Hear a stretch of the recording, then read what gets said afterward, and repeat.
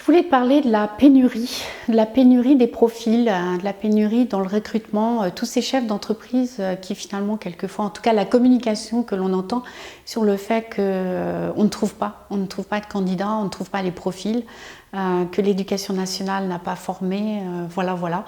Je ne rentrerai pas dans ces polémiques qui, pour moi, sont trop globales, sont trop politiques et finalement sont trop stériles. Voilà. Je suis Nathalie Nosquivet, j'accompagne des chefs d'entreprise dans des projets de structuration, de réorganisation et je porte là focus sur le processus de recrutement et le processus de sortie parce que je pense que c'est les deux points en fait, entrée et sortie, qui permet la fluidité de compétences et d'énergie en fait pour développer ton entreprise. Aujourd'hui, je voulais parler du recrutement spécialement. Sur le marché, il y a énormément de prestataires, d'accompagnement.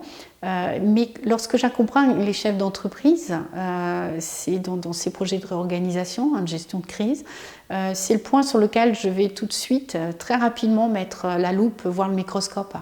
Parce que c'est vraiment un point de désorganisation, j'allais dire dingue.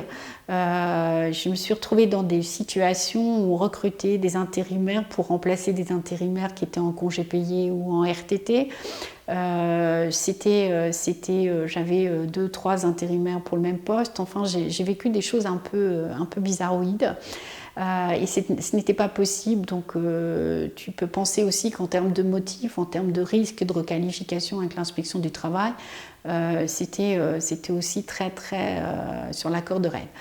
Donc lorsque j'aborde en fait ce sujet, évidemment ma préoccupation c'est d'avoir les profils tout de suite, de permettre à l'entreprise de fonctionner, aux équipes de fonctionner, parce que les managers sont très sous l'eau, sont très vite tendus, stressés.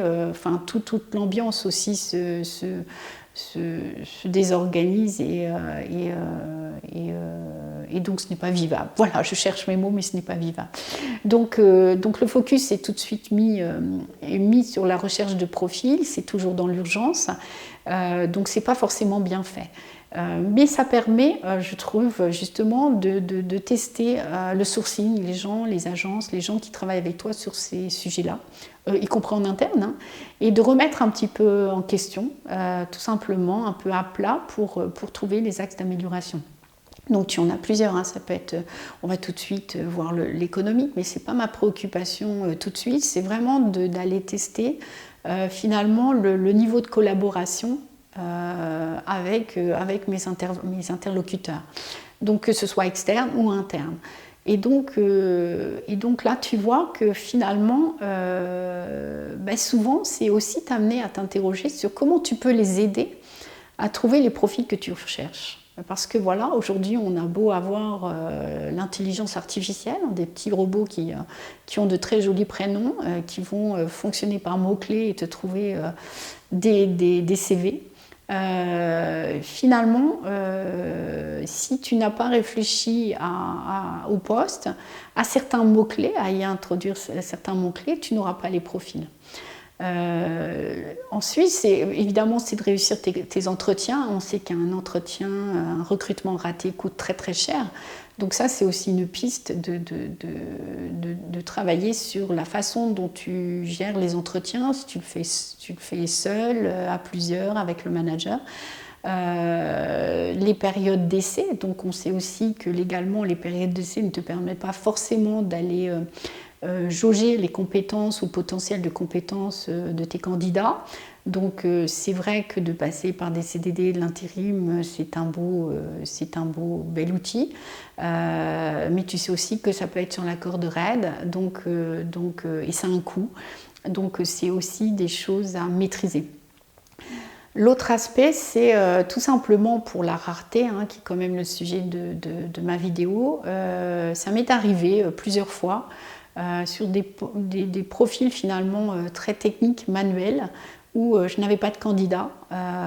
Et effectivement, je suis même allée recruter dans les pays de l'Est. J'ai même essayé ce genre de pratique. Et j'avais de très belles compétences d'ailleurs, parce que là, il y avait de la formation dans ce pays.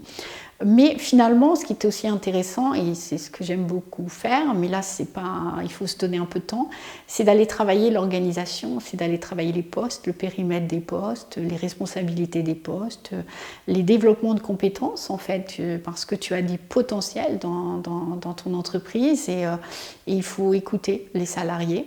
Leur tendre la main et leur permettre de revenir si ce n'est pas possible. Et là, tu peux avoir de très belles surprises, de très belles histoires et de leur permettre de se planter. Donc, on se plante ensemble et de reprendre le poste. Et ça, c'est, je trouve, intéressant humainement à mettre en place. Et donc, sur ton métier, tu as forcément des experts métiers.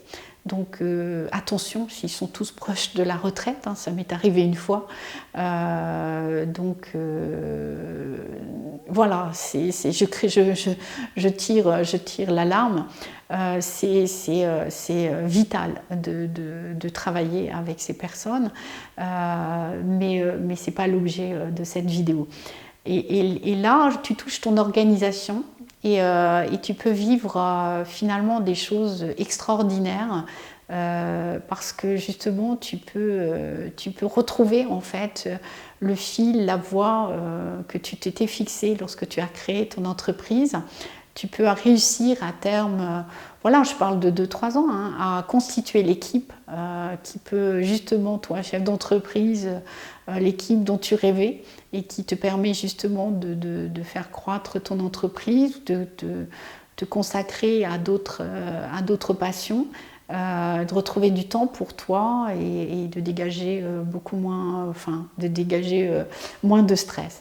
Voilà, je le dis avec le sourire, mais si ce type de réflexion, ce type d'accompagnement t'intéresse, tu l'as entendu, hein, je ne suis pas dans un monde des bisounours, hein, on est bien là pour travailler des process, pour garantir et mettre la stabilité et éviter toute dérive de ta masse salariale.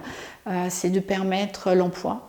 C'est de permettre les sorties, mais ça c'est un autre sujet, et d'être dans une conduite du changement, voilà, je l'ose le dire, parce que la communication, toutes les actions qui seront mises en place et partagées avec tous, finalement seront des éléments moteurs, amèneront une énergie en fait dans ton entreprise, en fait une sorte de cercle vertueux pour justement t'apporter une certaine, on va dire, agilité, flexibilité, souplesse. Et on le voit en temps de crise sanitaire, c'est les entreprises qui ont pu rester ouvertes en fait l'ont pu parce qu'il y avait cet état d'esprit dans l'entreprise et que les salariés, oui, viennent travailler pour un contrat de travail par une rémunération, mais aussi sont souvent et très souvent préoccupés par l'activité, par la satisfaction de leurs clients, par le métier, par le produit qu'ils fabriquent. Donc c'est des valeurs auxquelles je suis très attachée, des valeurs d'intégrité, hein, de transparence, d'authenticité, de vulnérabilité, parce qu'on peut se planter, il faut l'accepter, mais il faut l'accepter de part et d'autre. Donc quand on arrive à adopter ce discours, voilà, moi je suis en pleine gratitude. Donc n'hésite pas à me contacter, hein, tu as tous les liens sous cette vidéo, j'ai des créneaux dédiés justement pour ce type d'échange de diagnostic, hein, je pourrais te donner quelques pistes d'idées si tu es dans cette démarche et je te souhaite bon courage.